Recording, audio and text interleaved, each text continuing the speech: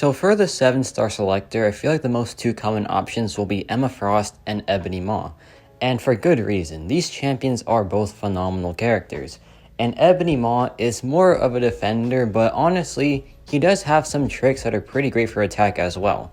So first up, his stats. A rank 1 Ebony Maw has 47,000 health and about 3.9 thousand attack, and a rank 2 one has about 60,000 health and almost 5,000 attack. So that's about 191,000 health for a rank 1 on Battlegrounds defense, and about 240,000 for a rank 2 on Battlegrounds defense. That does not sound fun in the slightest. Now, Ebony Maw isn't the most general utility character, but he still has a lot of cool tricks. For one, he has access to a falter, which is easy openings, and it lets him miss some hard to dodge special attacks. There's also some non-contact hits with his attacks. I think every one is non-contact besides his first light attack and first heavy attack hit. So that lets him counter thorns, electro, man-thing, you name it. It is a very nice mechanic. He also has access to a nullify on the SP1. He can nullify up to 4 fury, cruelty, and precision buffs, or all buffs with the black tongue active. He has access to some very strong power control as well, which lets him power steal on his heavy attack and lets him steal all power on his SP3. So Ebony Maw has some pretty cool mechanics, like I said. Here is this massive fury lane, like it is just a ton of fury buffs, which is perfect because he can ramp up pretty fast with this. And Ebony Maw is a very weird character when it comes to playstyle. You want to time it perfectly, and it is a very hard thing to time. His falter is just crazy hard to manage with a base duration of 3 seconds, increased to 4 against cosmic characters. But that still is just a very, very annoying time. And it is my one, I guess, complaint with the champion, because his rotation is just very, very unforgiving and it's just very tight as well. So yeah, Ebony Maw, when you learn him pretty well though, he is a very fun champion. He has some great control, he has some pretty nice damage output, and he is just a ton of fun to play. His animations are top tier, his dashback is so satisfying as well. But here I get the SP2, I line it up to get all 9 degens, and it is just a pretty nice set of damage. So yeah, just repeat that and then the fight will be pretty much over in a pretty good amount of time. He's not the fastest DPS out there, but he's also not too bad on the attack spectrum. But of course, for being a defender, it is pretty nice. I think it is pretty nice overall because his defensive value is just off the charts, right? But yeah, Ebony Maw, a pretty popular character on the defensive side of things. Pretty underrated on attack as well. So now we're at 2 bars of power, so it is time for another SP2. And you have to time it perfectly, like I said, so I'm just playing it very slow, very cautiously. And here the falter is up, so I dropped the SP2, got the perfect timing there, and the damage output is pretty dang sweet. That is a very nice set of damage. And yeah, the fight is pretty much over now. Well, after this indestructible buff goes away, right? But yeah, this was about a 1 minute and 49 second takedown, which isn't the worst for an Ebony Maw at rank 3. And yeah, a pretty clean fight there.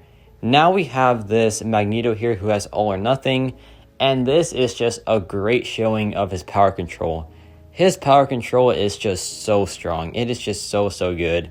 He is, in my opinion, one of the strongest when it comes to just pure power control. Of course, his damage output puts him down the ranks overall, because when he power controls, he doesn't really have too much damage output because the SP2 is his damage output, but there is no power control there, unfortunately. But check this out. He's at 2 bars of power, he has all or nothing, but then we can just power steal from him.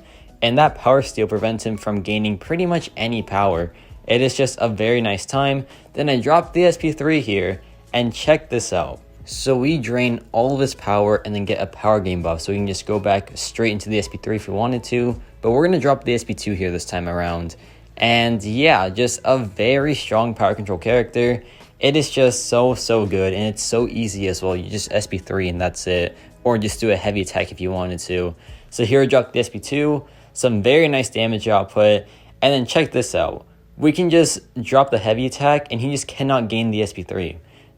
No matter what, he just cannot get to the SP3 so long as we just power drain him with the heavy attack. It is such a crazy time. This is just so goofy, and it's just so hilarious as well. He just cannot do anything, and it's unfortunate for sure. But yeah, look at this. We drop it again.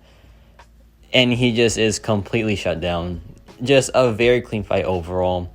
And now we have this Korg here, and check this out. All of our hits except for one is just non-contact, so that is a very nice time. We can just shut down Korg pretty much instantly, like there is no issues here whatsoever. So yeah, like in Battlegrounds, you can use him for Korg. It won't be like the fastest fight out there probably, but he can still do it.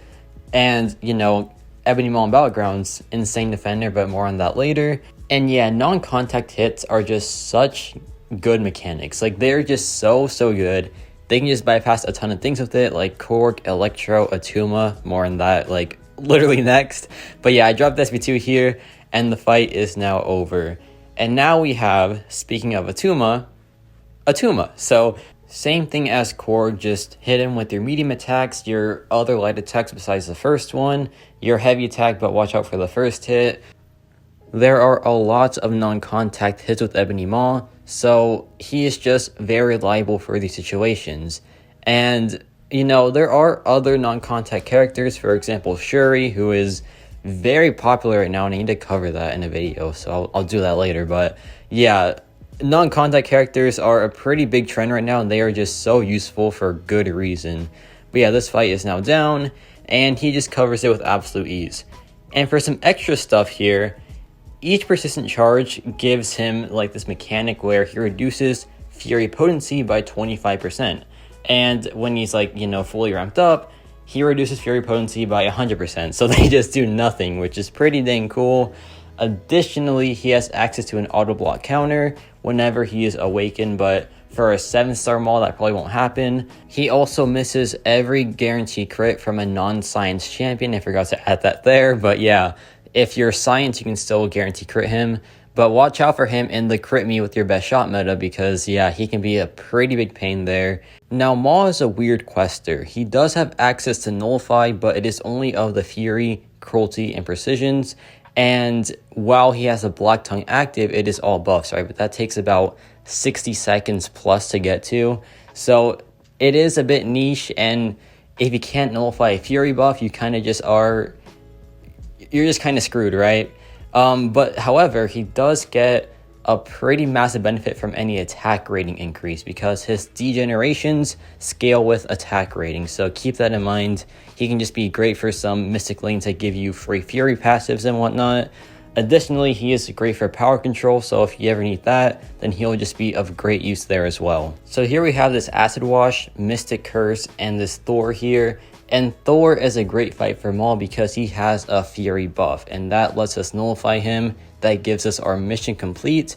It is just very solid for Maw. He really wants those Fury buffs, or the Precisions and Cruelties, right?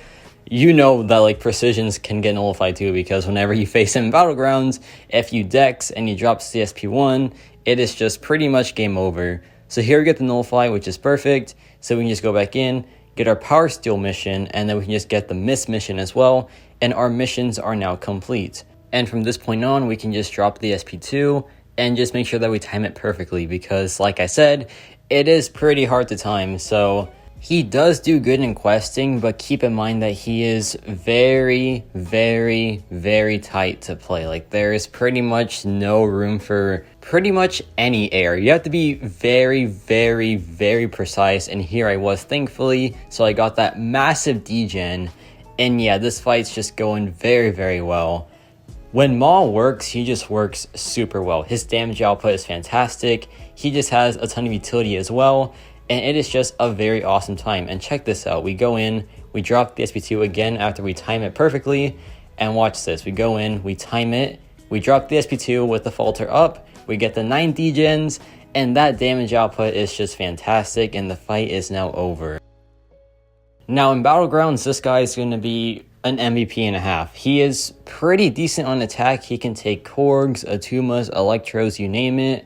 He is good for those Thorns characters. He's good for any power gain champions like Hyperion, because he can steal the power gain buffs.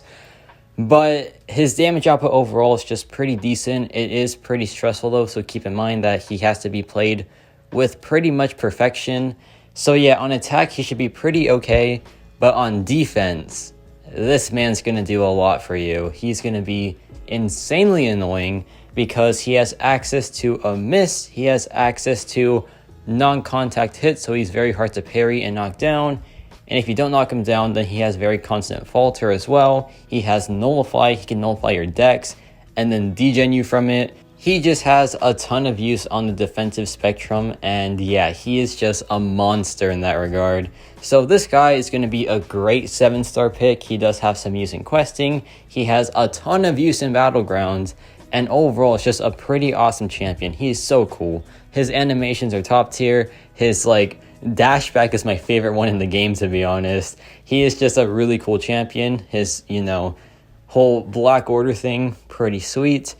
Yeah, this man is just super cool. I love Maw. I think he's a great pick, but I'm not sure what I want to do just yet. I might let my members like pick for me and just see what they want to see on my channel. But yeah, we'll get there when it's time, right? But let me know your thoughts on Ebony Maw. Will you be picking him or not? And yeah, that's about it for me.